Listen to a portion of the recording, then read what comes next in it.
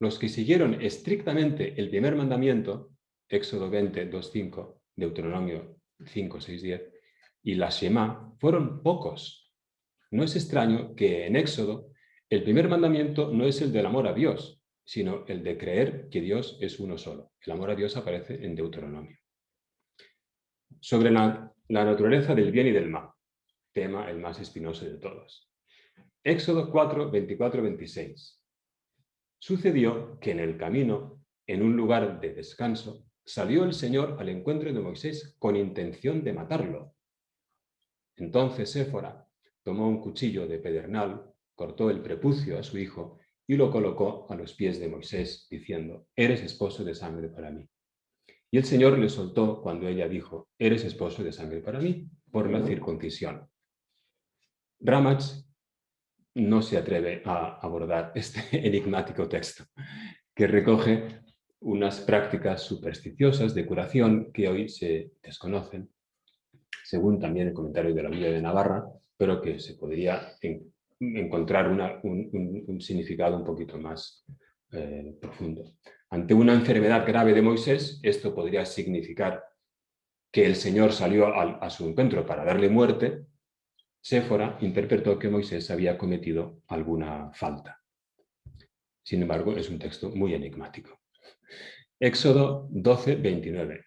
A medianoche el Señor hirió de muerte a todos los primogénitos de la tierra de Egipto, desde el primogénito del faraón, que se sienta en el trono, hasta el primogénito del preso encerrado en el calabozo, y todos los primogénitos de los animales.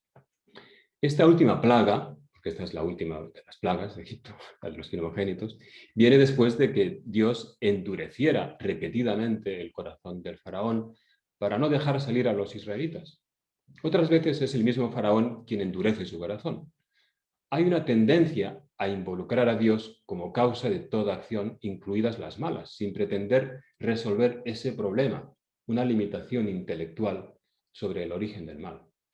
Pero quizá Ramach, en este caso, se queda a un nivel más bien especulativo. Creo que, considerando las cosas más en detalle, estamos ante un relato muy organizado. ¿Hasta qué punto todo esto es una construcción literaria que quiere expresar la difícil situación del pueblo de Israel en Egipto y la lucha de Dios por la liberación? Es oportuno aquí, con palabras de Ratzinger, reexaminar la relación entre evento y palabra. Pues no fueron las palabras de la escritura lo que suscitó la narración de los hechos, sino que los hechos, en un primer momento incomprensibles, llevaron a una nueva comprensión de la escritura. Deuteronomio 2, 32, 34. Entonces salió Sihón a nuestro encuentro, él y todo su pueblo, para la batalla en Yaás. El Señor, nuestro Dios, nos lo entregó y lo derrotamos a él, a sus hijos y a todo su pueblo. Aquel día tomamos todas sus ciudades y declaramos el anatema sobre cada una. No dejamos vivos a hombres, ni a mujeres, ni a niños. No dejamos supervivientes. Parece que el autor humano tiene unas limitaciones para expresar lo ocurrido, como si no tuviera palabras mejores, pues no concibe acciones que no estén bajo el control del único creador. Por otro lado, está convencido de que la humanidad está en rebelión contra Dios. Y es tanto el esfuerzo para erradicar el mal que hace falta hacer de Dios el principal protagonista de esa victoria contra el mal. Solo Él puede hacerlo, aunque sea a costa de llevarse muchas vidas consigo. Posiblemente en la memoria del pueblo queda viva la experiencia del rechazo de Saúl por haber desobedecido a Samuel en el anatema contra los amalecitas. Otro texto, Éxodo 32, 37. Así dice el Señor Dios de Israel, con palabras que dice Moisés: cíñase cada uno la espada al costado, después del becerro, haber hecho el becerro de oro, ¿no?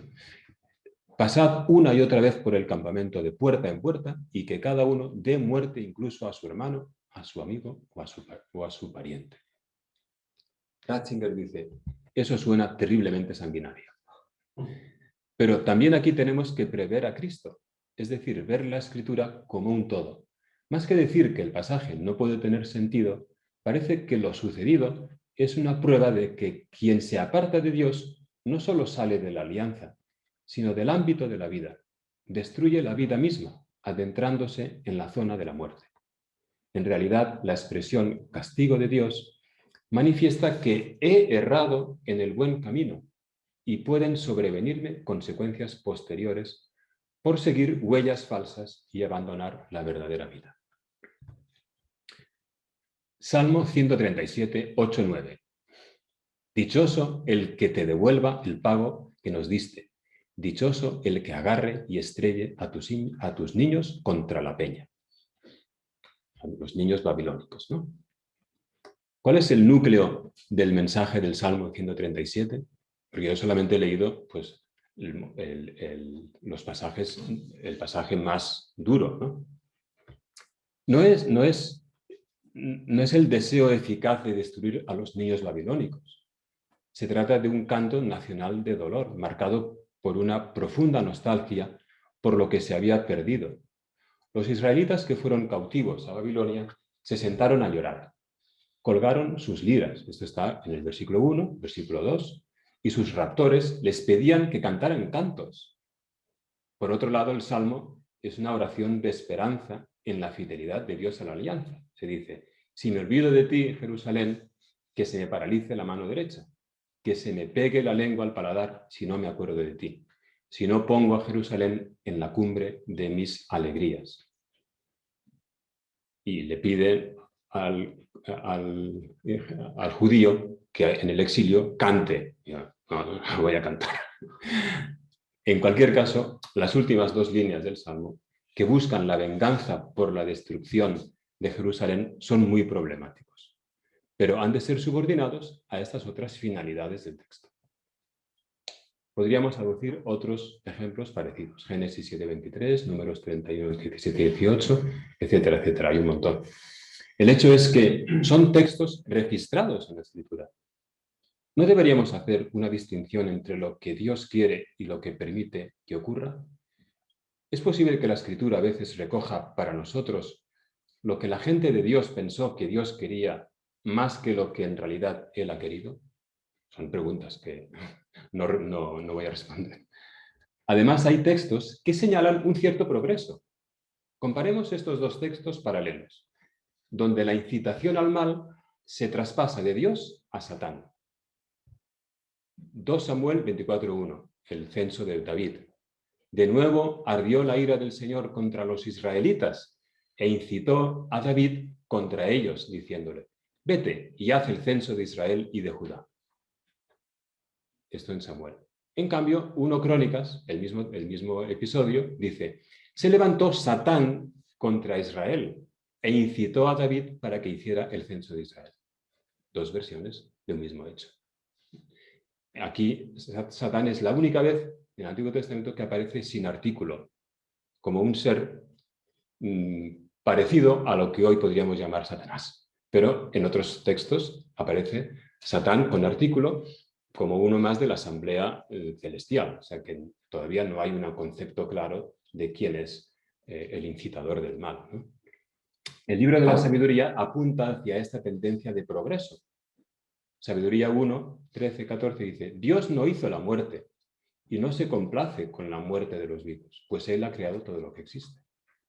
Sabiduría 2, Dios creó al hombre para la incorrupción y lo hizo a imagen de su propia eternidad, pero por la envidia del diablo, la muerte entró en el mundo y aquellos que pertenecen a su bando la experimentan. Es un progreso, ¿no?, respecto al anterior. Sin embargo, San Pablo vuelve a esa expresión, que quizá ha quedado viva en el lenguaje de Israel. Así pues, tiene misericordia de quien quiere y endurece a quien quiere. San Pablo en el Nuevo Testamento. Bien, sobre el más allá, capítulo 6. La idea de la resurrección de los muertos, del más allá, emerge tardíamente en la Biblia. Abundantes textos del Antiguo Testamento desconocen la completa revelación sobre el más allá. Isaías, Salmos, Job, Sirácide. No digamos Coelet, que afirma, los vivos saben que han de morir, pero los muertos no saben nada. No reciben recompensa alguna, incluso su nombre se desvanece. Es evidente que no parece lícito descubrir en cada laguna sobre la revelación un verdadero error formal, sino más bien una imperfección. Job muestra la lucha del hombre que sufre injustamente en la tierra. Si el exégeta cristiano se acerca a Job a la luz de este proceso de conversión y lucha existencial, comprenderá pacíficamente su inclusión en el canon sin considerar un problema su concepción del más allá. Veamos el contraste en estos dos textos. Job 19, 25, 27. Bien sé yo que mi defensor vive y que él, el último, se alzará sobre el polvo. Y después de que mi piel se haya destruido, desde mi carne veré a Dios. Yo lo veré por mí mismo, mis ojos lo contemplarán y no otro. Dentro de mí desfallecen mis entrañas. Parece que acepta el más allá. Pero luego dice Job 14, 14. Cuando un hombre muere, ¿puede revivir? Todos los días de mi milicia esperaría hasta que me llegase el relevo. Dice, aquí se espera, en puede revivir, se espera una respuesta negativa. Sin embargo, la Septuaginta hace una relectura y cambia la pregunta en afirmación. Revivirá. La Septuaginta. Además, al final hebreo, Job 42, 17, murió anciano tras una larga vida, la Septuaginta añade, está escrito que él se levantará. La Septuaginta ha sido vehículo del desarrollo de la esperanza del pueblo de Israel hasta creer en la recompensa en una vida futura, en la resurrección de los muertos. En esta tardanza del pueblo de Israel en creer en la revelación sobre el más allá, pudo influir la concepción al respecto que tenían los pueblos vecinos, una especie de retraso providencial. La visión secularizada del más allá, en la concepción egipcia, pudo influir negativamente sobre Israel, de modo que no acertaran a encontrar la idea de la supervivencia después de la muerte. Precisamente ese rechazo les alejó de la idea del más allá. Lo mismo pudo ocurrir con la religión cananea. Los israelitas conocieron los mitos cananeos sobre la resurrección, que eran incompatibles con la sabiduría de Yahvé. La doctrina sobre la resurrección no podía ser revelada a Israel hasta que éste no estuviese libre de sus lazos místicos con la naturaleza. Una de las glorias del pueblo elegido, dice Wright en su estudio sobre la resurrección, fue haber rechazado el adoptar una doctrina de la resurrección en aquel preciso momento de su historia. La fe en la absoluta soberanía de Dios previene a Israel de lograr la esperanza en una feliz inmortalidad durante su tiempo pasado con los cananeos y con los egipcios. La fe en la feliz inmortalidad no podía darse a costa de abandonar la fe en la bondad del orden creado. Para el israelita, una vida feliz significaba abundancia de descendencia, posesiones y muchos días. Lo ideal era morir en paz después de una avanzada edad. Aunque muerto, él continuaba vivo a través de su descendencia. Así se aprecia de modo maravilloso en la bendición de Jacob a los hijos de José. Les dice, el ángel que me ha librado de todo mal, bendiga a estos muchachos. Se recuerde en ellos mi nombre y el nombre de mis padres Abraham e Isaac, y se multipliquen sobremanera en medio de la tierra. O sea, él pervive a través de ellos, ¿no?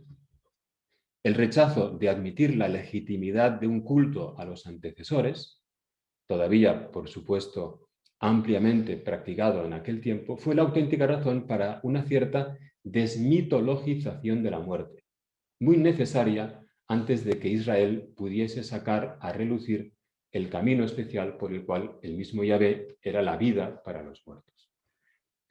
De ahí las leyes de la pureza ritual, la prohibición del culto a los muertos. Al mismo tiempo, las tragedias sin fin de enfermedad, exilio y persecución, de modo especial bajo el declive del imperio persa y durante el tiempo de Antíoco Epifanes, paradójicamente empujaron al pueblo a darse cuenta de que su esperanza podía estar realizada solo en el otro lado del sepulcro. Es una hermosa paradoja. La esperanza firme, pero no cumplida en lo terreno, es camino para la esperanza firme en lo eterno. Textos tardíos apuntan hacia la revelación final sobre el más allá. Daniel 12:3, por ejemplo. Los sabios brillarán como el fulgor del firmamento, y los que enseñaron a muchos la justicia como las estrellas por toda la eternidad. que parece una relectura de Isaías 53:11. El justo, mi siervo, justificará a muchos y cargará con sus culpas. 2 Macabeos 12, 43, 45. Y haciendo una colecta entre sus hombres de hasta 2000 dracmas de plata, la envió a Jerusalén para que se ofreciera un sacrificio por el pecado, obrando recta y noblemente al pensar en la resurrección. Porque si no hubiese estado convencido de que los caídos resucitarían, habría sido superfluo e inútil rezar por los muertos. Claramente es un avance, ¿no?, en la fe, en la resurrección. Sabiduría 3:1-3 dice: pero las almas de los justos están en manos de Dios y no les tocará tormento. A los ojos de los necios parecía que morían. Su partida era considerada una desdicha y la separación de nosotros exterminio, pero ellos están en la paz. Eclesiastés y Job, en sus diferentes modos, expresan el colapso de las antiguas convicciones, la idea de una recompensa para el justo en su vida eterna. Y en algunos salmos también, que tienen su problemática. Salmo 6, 4, 5. Y tú, Señor, ¿hasta cuándo? Vuélvete, Señor, libra mi alma. Por tu amor misericordioso, sálvame. Que en el país de la muerte nadie te recuerda. En el Seol, ¿quién te alaba? El salmista está exhausto y consternado, pero él está centrado en la providencia de Dios y permanece en la confianza de que el Señor ha escuchado su súplica de liberación, incluso aunque todavía no se le ha revelado cómo esa liberación será puesta en acto. De hecho, dice en el versículo 10, el Señor ha oído mi súplica, ha acogido el Señor mi oración. Salmo 88. Estoy abandonado entre los muertos, como los caídos que yacen en la tumba, de los que ya no te acuerdas, pues han sido separados de tu mano. Aún sin comprender la conducta divina, como le sucedía a Job, el salmista pide constantemente el auxilio de Dios. En el versículo 14, por ejemplo.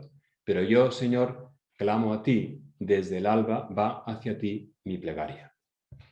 La comunidad en la que el Salmo surgió estaba claramente interesada en encontrar una respuesta al problema de la muerte, pero eran bastante pacientes para orar por encima de esa impaciencia acerca de esa pregunta, luchar con ella y suplicar a Dios que se la diera. Para concluir, no se trata de obtener una regla de oro para determinar el sentido de cada frase de la Escritura. Sí, en cambio, es posible hacer una lectura creyente de la palabra de Dios, dentro de la tradición viva del pueblo de Dios. La fe cristiana no es un sistema, es un camino, y es característico de un camino que éste solo es reconocible si entras en él y empiezas a seguirlo. Termino esto. Pasa un poquito de la hora, pero bueno. Entonces yo decía, os comentaba que tiene esta aportación, ¿no?, que utiliza muchas citas de autores pues, que son interesantes y te da una visión un poquito más amplia, ¿no?, de estas posibles muchos pasajes, ¿no?, pues que suponen un problema, ¿no?, para... Sí. Y a nivel coloquial y rápido, es lo típico. Estás en clase y alguien te pregunta un pasaje de estos concretos. ¿Qué es lo más práctico para responderlo? Yo creo que una cosa práctica puede ser abrir el contexto. Sí, ver la escritura en su unidad. Es la escritura en su unidad y ese pasaje en concreto, encuadrarlo en un contexto un poco más amplio. Si es un salmo, ver todo el salmo. Más que cuando dice que estrellen a los niños contra la roca. Claro, eso no es posible, ¿no? Pero bueno, vamos a ver todo el salmo. O en su mentalidad, sí. Bueno, posiblemente lo que quiero es ver el salmo entero y ver la tristeza del israelita que está en el exilio y que unos babilónicos le dicen, cántanos un canto, y que te canto un... Bueno, es que... ¿no? Eso es lo que yo haría, ¿no? O sea, ver el contexto de Eclesiastés, ver el contexto, lo que quiere Eclesiastés. A veces no es posible negar el hecho, en el sentido, claro, no sabemos la historia, en el sentido, por ejemplo, de que han actuado mal, que han matado, lo que sea, pues entonces hay que decir, bueno, está narrando una historia, Dios nos está diciendo, yo soy así, yo quiero esto que sea así. Sí. Está narrando una historia y eran muy brutos aquello. Sí. Y cuando entraban a saco. Ahora que saca Noah, pues ahora Lisis, por ejemplo, pues entran a saco. Sí, sí. Entonces tú narras el Lisis y no dices, no, hombre, eso era tal, eso era... No es una cosa... Entonces a lo mejor es que ocurrían cosas de esas, ¿no? Sí. Dios no está diciendo que sea bueno. Claro. También es verdad que yo donde veo una dificultad es cuando Dios es el que manda el anatema, es cuando Dios incluso por así decirlo, ejecuta, ¿no? Porque Él entrega al pueblo de Israel, lo entrega, y etc. Pero yo creo que ahí también hay una falta de recursos, por así decir, del autor para expresar esa situación, ¿no? Que podía darse en aquellos tiempos antiguos, en la que se mete a Dios como sujeto de esa acción, ¿no? Pero ¿cómo lo va a hacer ese autor? ¿Con qué otros recursos tiene? Yo creo que no tiene otros recursos en esa época, por así decirlo. Sí. De los niños que trabajan con la piedra. Sí. Hace poco leía un comentario que decía que es un texto alegórico, que lo que se está transmitiendo es que todo esta Babilonia por culpa del pecado. Jesús trabajaba con los niños contra piedras, trabajar el pecado contra la piedra. Sí, es lo que ha causado su exilio. Aquí el autor también oportunamente da el comentario de Orígenes a este punto, y claro, es que Orígenes, siendo un grande, vamos, o sea, yo chapó con Orígenes porque es de los mejores, ¿no? Pero se salta un poco, pues, esta visión un poquito más de conjunto, ¿no? Porque pasa directamente a un sentido espiritual, yo creo que ese es precisamente Orígenes, ¿no? Que habla de los pecados y tal. Pero bueno, a lo mejor el autor, el salmista, posiblemente no estaba pensando en eso. Creo que hace falta que el método B me dé la herramienta del contexto, del género literario, por así decir, para hacer una hermenéutica un poco más ajustada, ¿no? A lo que supone esos versículos, ¿no? Porque no basta decir qué son los pecados, etcétera, ¿no? Porque es un salto, ¿no? Es una alegoría. Claro. Yo creo que ha habido, igual que en el tema de la vida eterna hay un progreso, también yo creo que en la brutalidad, entre comillas, del pueblo también hay un progreso, ¿no? Y a medida que nos acercamos a Cristo cada vez más, ¿no? Lo que, por ejemplo, en la Iglesia Católica hasta hace unos meses se podría justificar, también, entre comillas, la pena de muerte, ahora mismo ya es injustificable, ¿no? Entonces también que hay un progreso en algunos campos, ¿no? Entonces quizá también el tema de los pasajes difíciles, también hay un progreso en el pueblo de Israel, que una brutalidad, entre comillas, que era justificado porque todo el mundo lo hacía eso, o sea que sí. Tú entras en un sitio y eliminas a tu enemigo a saco, o sea, no, porque hay otro enemigo, ¿no? Y lo que todo el mundo hacía era eliminarlo. Que Dios mandase eso ya es más dudoso, ¿no? Porque el pueblo entendía que una conquistado algo había que eliminar al enemigo, eso estaba asumido, ¿no? Pero así. Corresponde a algo de la pedagogía. La pedagogía se está enseñando. Sí, pero lo que pasa es que la pedagogía no hay que tomarla en términos absolutos, porque hay idas y venidas en esto. O sea, hay una pedagogía, pero no es un asunto. Pedagogía divina, bueno, sí, pero también otras cosas, ¿no? Porque hay veces que te encuentras con textos más tardíos que desdicen de alguna manera textos más antiguos en ese sentido, con lo cual pues tienes que también tener cierta flexibilidad, pienso yo, por lo menos lo que dijo. No, porque no sé a dónde tiendes en esas explicaciones de anatema, es decir, que Dios no podía pedirlo, Porque la misma, el libro de sabiduría, que es justo muy tardío y el más tardío, Sí. Meditaba eso, ¿no? Es decir, cómo era posible. Entonces, en el capítulo 12 hay como una explicación, es decir, que, bueno, yo me traduzco eso más o menos, digo, entre comillas, a la leyenda negra de los españoles que conquistaban los mayas, ¿no? Que, en el sentido que por las manos de nuestros antepasados, pues has liberado a este pueblo que ha sido sometido a unos que mataban a sí mismos, ¿no? Y sabiduría pues dice, a estos crueles asesinos de niños, devoradores de entrañas en banquetes de carne y sangre humanas, a esos iniciados en bacanales, padres asesinos de seres indefensos, decidiste eliminarlos por medio de nuestros antepasados. Dice sabiduría en 12, 5, 6, ¿no? Entonces, porque me parecía que varias veces aparecía, y decir, si me lo explicas mejor, yo voy a tomar tu punto de vista, pero sí que Dios podía pedir digamos, pues no quiero utilizar la guerra justa, porque también el Papa Francisco ahora mismo dice que no existe ahora mismo el concepto de guerra justa, ¿no? Pero en aquel entonces, la prensa e Internet no podían ser como, digamos, herramientas para quitarlos del medio a los que mataban a sí mismos, ¿no? Es decir, que podía ser que eran medios morales que Dios podía no solamente permitir, sino ordenar. ¿Qué opinas de eso? Bueno, desde luego no tengo una... Desde luego el libro de la sabiduría es importante leer, conocerlo porque es el último, creo, antes del Nuevo Testamento, ¿no? Y ayuda pues, a tener una... ayuda en ese progreso, ¿no?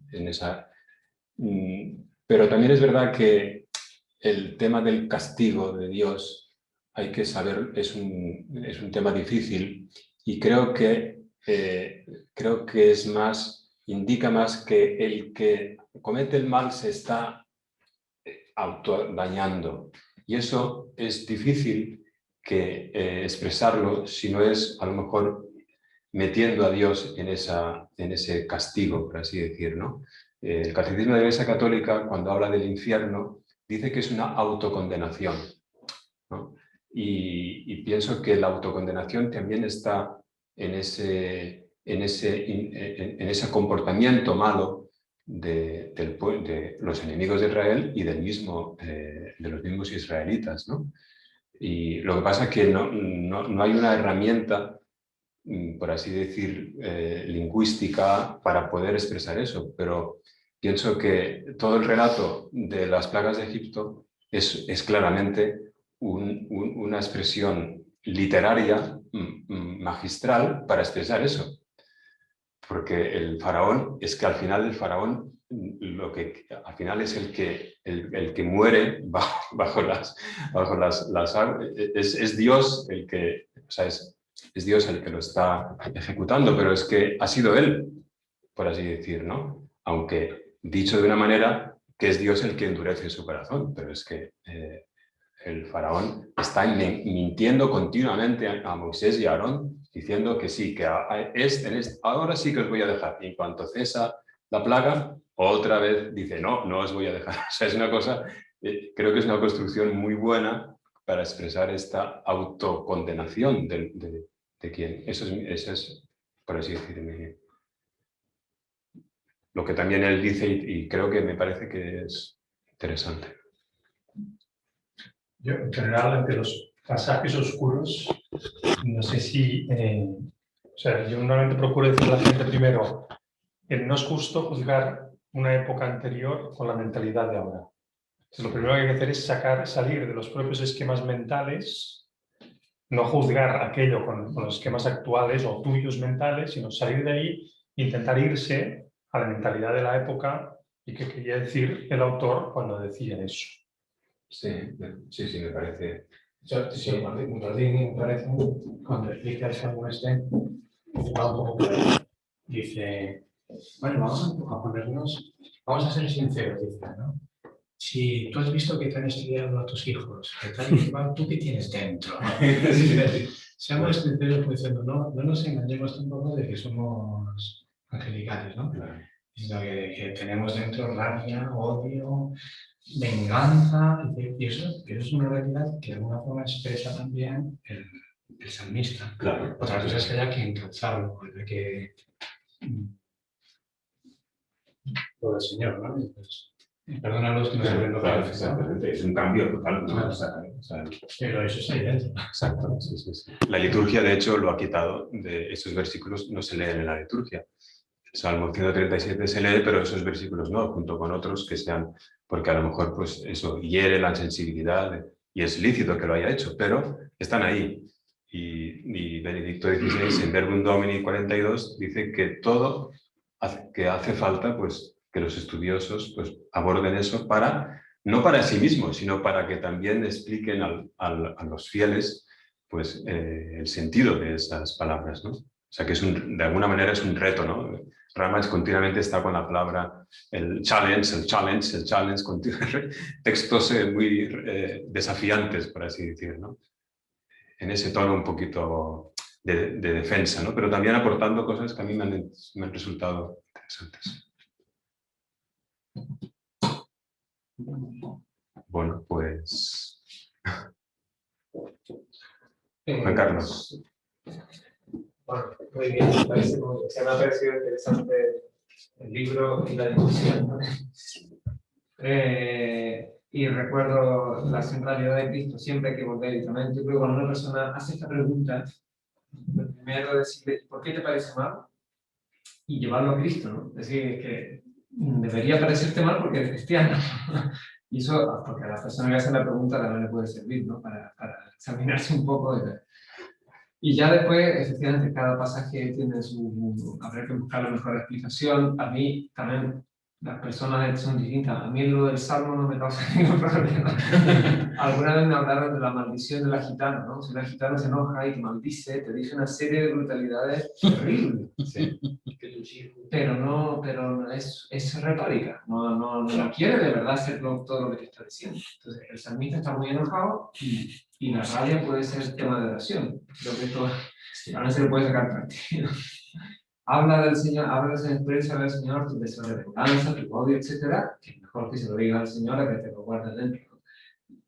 A la vez sabemos que no está bien, a la luz de toda la revelación, ¿no? Pero ahí se ve. A mí me complica un poco más los mandatos de Dios de la materia. O sea, Deuteronomio 7, no sé si lo trata él, es de los textos más explícitos en que Dios da el mandato de la materia y no dejará a nadie vivo.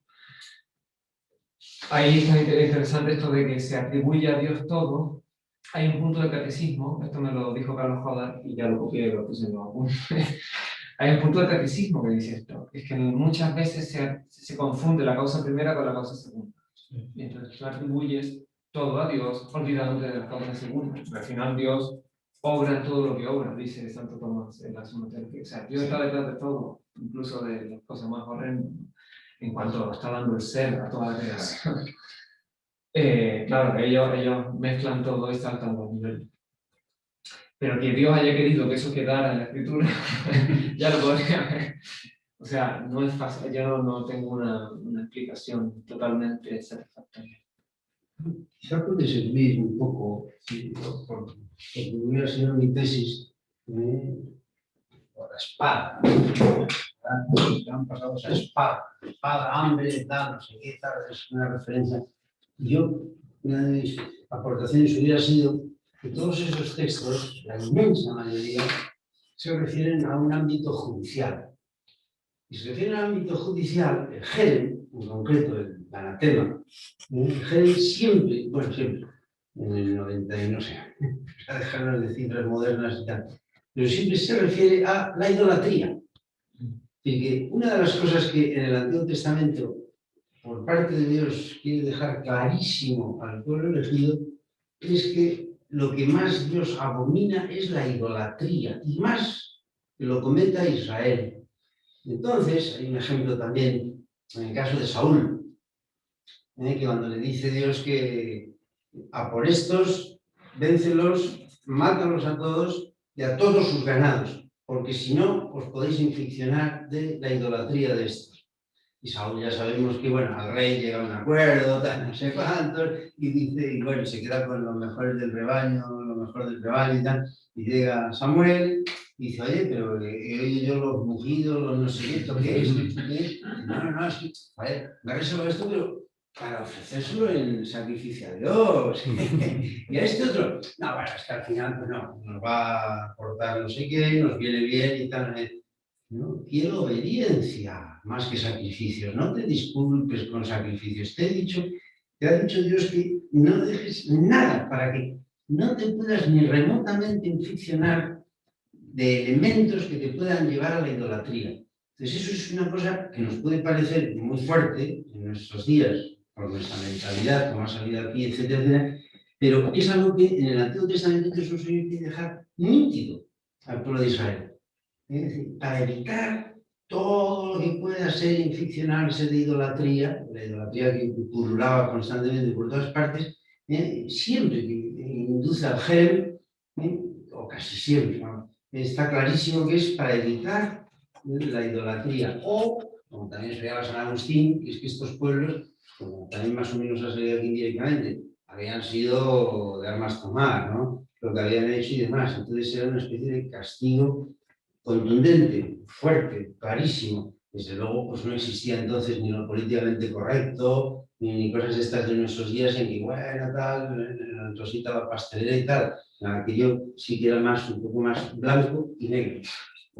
Bueno, pues nos puede parecer fuerte y duro, bueno, pero así era.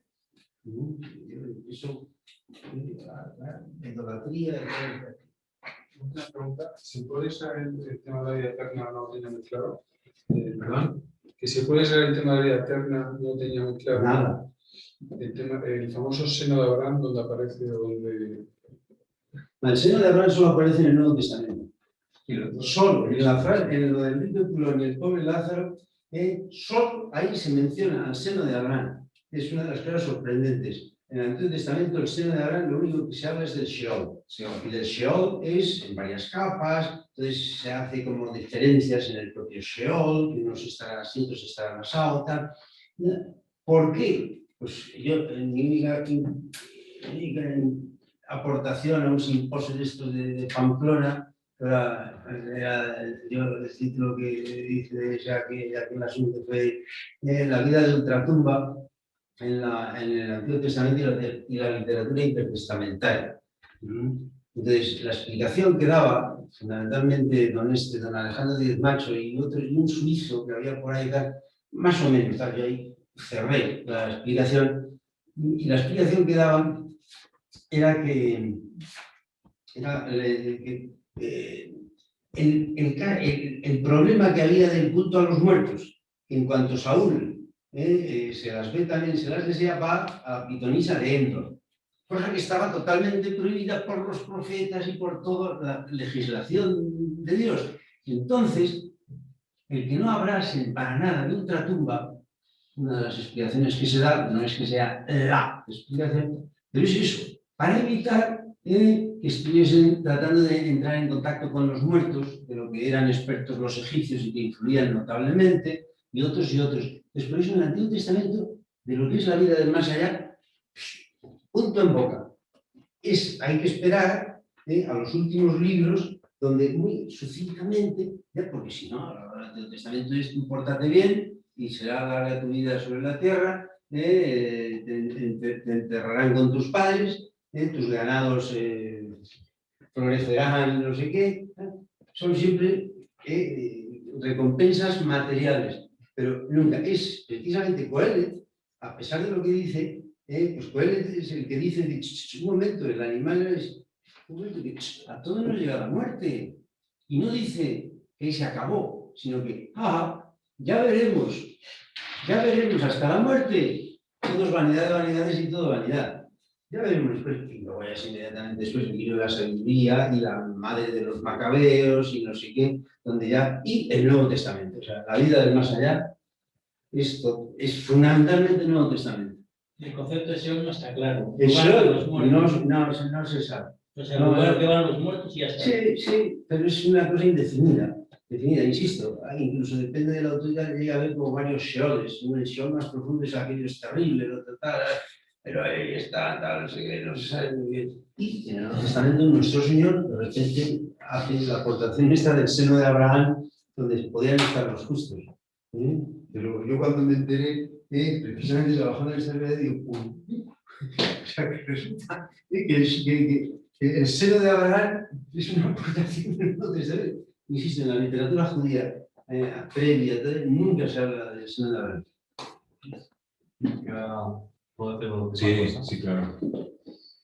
Es que cuando has dicho lo de la falta de herramientas que a veces tenían, ¿no?, los antiguos para expresar, desde la teología espiritual, que a lo mejor es una parte así de la teología un poco Muy importante. pero Como antes era la liturgia. ayer, por ejemplo, leíamos en la liturgia este pasaje, ¿no?, de Moisés que habla con el Señor, que va dispuesto a acabar con el pueblo de Israel, porque efectivamente ha quedado una idolatría y dice, bueno, voy a arrasar a este pueblo, ¿no? Y Moisés empieza ahí a negociar. Pienso que a veces con lo que decía Juan Carlos el tema de meter a Dios, o sea, claro, no tenían recursos para distinguir entre lo que es la vida interior, la vida espiritual, la vida sobrenatural, las inspiraciones, mis pasiones, los sentimientos. O sea, el pueblo de Israel achaca todo a Dios, lo que podría haber sido simplemente una decisión del propio Moisés, de su sentimiento de decir, bueno, este pueblo está traicionando a Yahvé. O sea, lo que podía ser una cosa que nosotros llamaríamos ahora una inspiración en la oración, ¿no? O sea, el ángel del Señor que viene y me hace ver, ellos no distinguen, o sea, todo esto es un progreso en la mística, en la estética, en la vida, ¿no? Y ellos podían atribuir todo a Dios, ¿no? O sea, Dios me hace sentir, o sea, entiendo que Dios quiere acabar con este pueblo, pero lo entiendo en mí, lo entiendo, no soy yo el que, pero ya no distingo si es mi deseo de venganza, mi indignación, si es algo que viene, o sea, todo lo atribuían a Dios porque lo sentían en su interior, en su corazón, en lo más íntimo. No sé, que a veces pienso que estos pasajes, cuando Dios endureció su corazón, claro, no sabes si es que lo estoy endureciendo yo o si es Dios que me permite que lo endurezca.